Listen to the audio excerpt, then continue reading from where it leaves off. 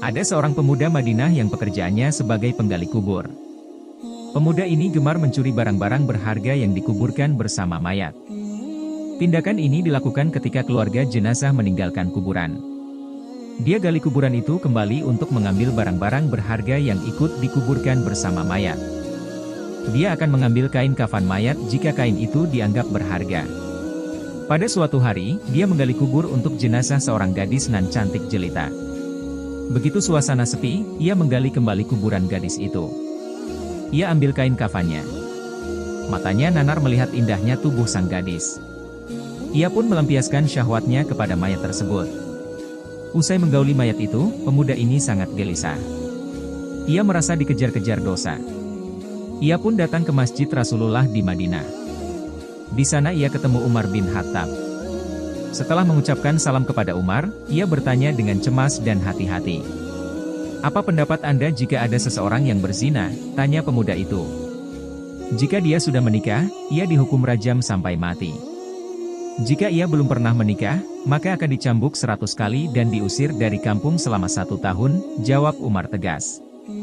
"Lalu, bagaimana jika seseorang itu menzinai mayat dan ia belum menikah?" tanya pemuda itu sejurus kemudian Umar terdiam.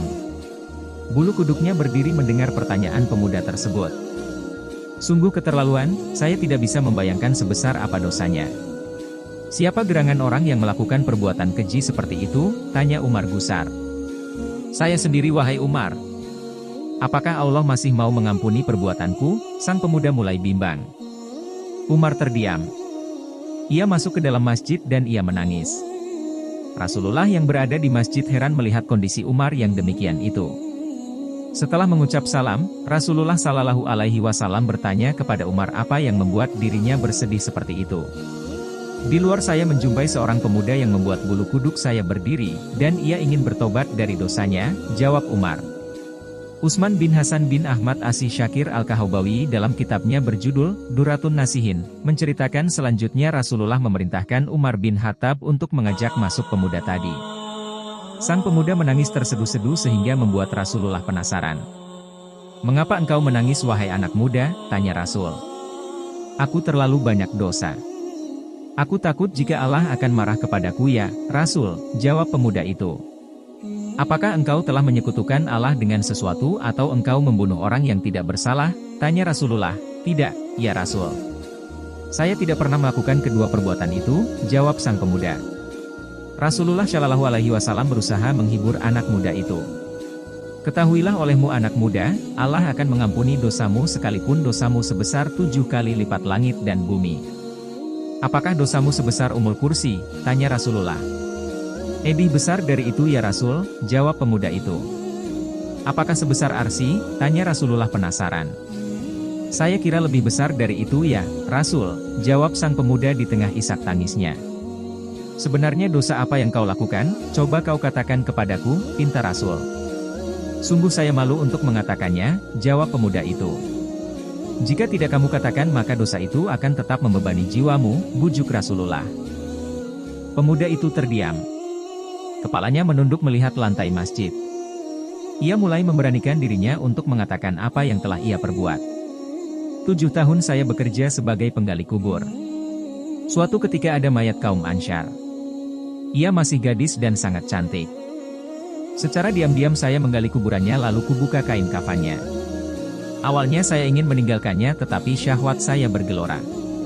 Maka kulampiaskan syahwatku dengan menzinahi mayat itu sampai puas. Setelah itu saya tinggalkan begitu saja. Beberapa langkah saya hendak pergi meninggalkan kuburan itu tiba-tiba mayat itu bangkit dan berkata, "Sungguh celaka engkau wahai pemuda. Apakah engkau tidak malu kepada Tuhan yang kelak membalasmu di hari kiamat?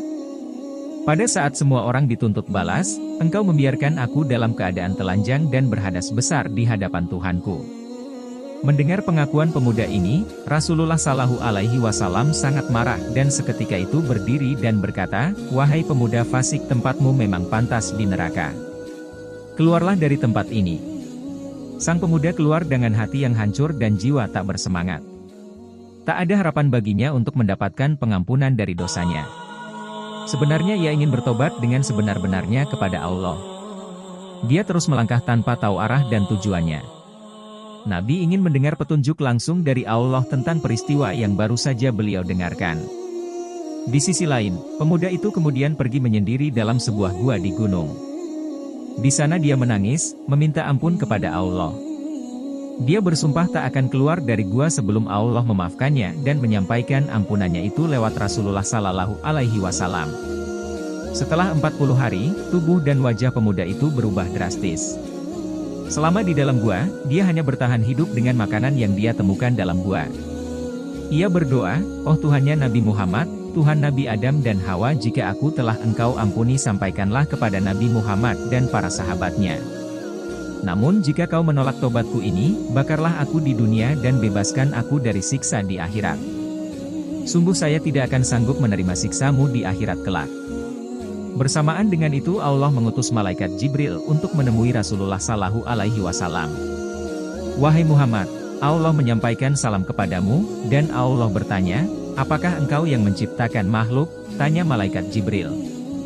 "Allah yang menciptakan diriku dan semua makhluk," jawab Rasulullah. "Apakah engkau yang memberikan rezeki kepada mereka?" tanya Jibril. "Tidak. Hanya Allah yang mampu memberikan rezeki kepada makhluknya," jawab Rasulullah. "Apakah engkau yang menerima tobat mereka atau engkau yang menghukum mereka atas dosa-dosa mereka?" tanya malaikat Jibril. "Maha suci Allah yang maha memberi pengampunan," jawab Rasulullah. "Wahai Muhammad, Allah berfirman, maafkanlah hambaku, karena aku telah mengampuninya," kata malaikat Jibril.